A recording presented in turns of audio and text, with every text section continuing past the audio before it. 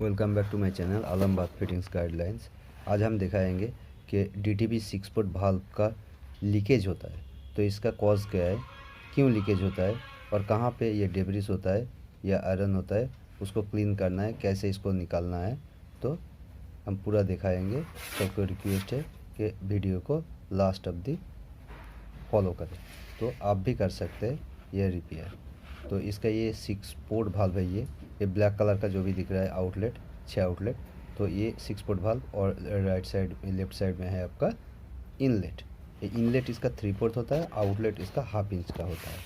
तो इसमें ये भाल्व में प्रॉब्लम क्या है कि ये इंटरफेस में जब भी कोई भी आउटलेट में ऑन कर रहा हूँ उसके बाद पानी चालू हो जा रहा है बट स्टॉप नहीं हो रहा है और इसमें पानी भी बहुत कम आ रहा है। इसीलिए पानी कम आता है कि इसका इनलेट हॉट एंड कोल्ड में आयरन से जाम हो जाता है इसका फिल्टर। तो इसी के कारण से ये आपका पानी बहुत कम आते है। जितना पानी सप्लाई आप कम दीजिएगा उतना आपका आउटलेट कम होगा। तो इसका 6 पोर्ट जो है, 6 आउटलेट में ये फिल्टर नहीं रहते, इसका फिल्टर रहते ओनली इनलेट में, हॉट एंड कोल्ड में। तो हॉट एंड कोल्ड का फिल्टर भी क्लीन करना पड़ेगा। तो इसका बॉक्स का कवर को ओपन करना है। तो बॉक्स का कवर को मैंने ओपन कर रहा हूँ, इसका स्क्रू लूज कर दिए, खोल दिए स्क्रू। तो इसको निकाल रहा हूँ। इसको कवर को निकालने का बाद हम दिखाएंगे कि इसमें क्या क्या पार्ट रहते हैं। तो निकाल दिया इसका कवर। इसका अंदर में पीसीबी होता है।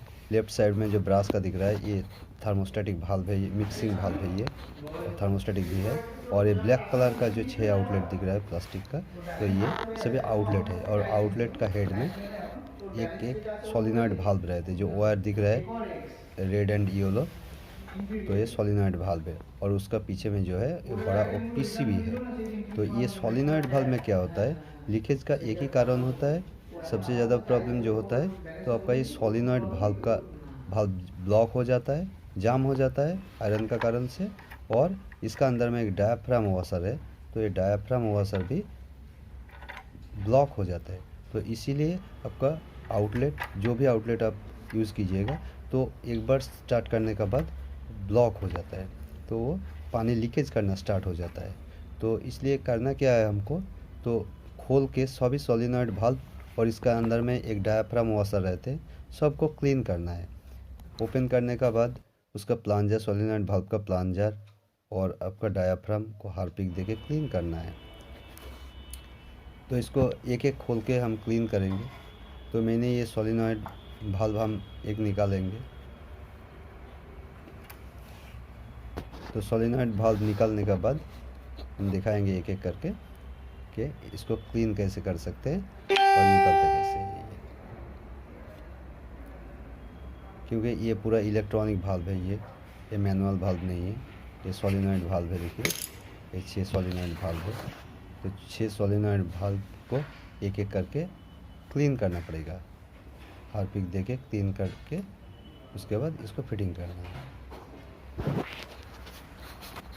तो ये सोलिनॉइड भाल्व खोलने के लिए 3 स्क्रू है। ये देखिए सोलिनॉइड भाल्व है, ये सोलिनॉइड भाल्व का प्लांजर देखिए येलो हो गया, पूरा आयरन से जाम हो गया। तो ये इसको हार्पिक देके क्लीन करना है। और ये है डायाफ्राम वॉशर, डायाफ्राम वॉशर भी येलो हो गया, बहुत आयरन जम रहा है इसका अंदर में। तो इसको निकालना है। तो सोलिनॉइड भाल्व का तीनों स्क्रू खोल के एक एक निकल जाएगा। तो ये निकलने के बाद ये डायाफ्राम को और सोलिनॉइड भाल्व को हार्पिक देके क्लीन करना है। बहुत आयरन जम रहा है ये, इसी के कारण से ये लीकेज हो रहा है। तो लीकेज का यही सबसे बड़ा कारण है। तो इसको खोल के क्लीन करना है सभी को।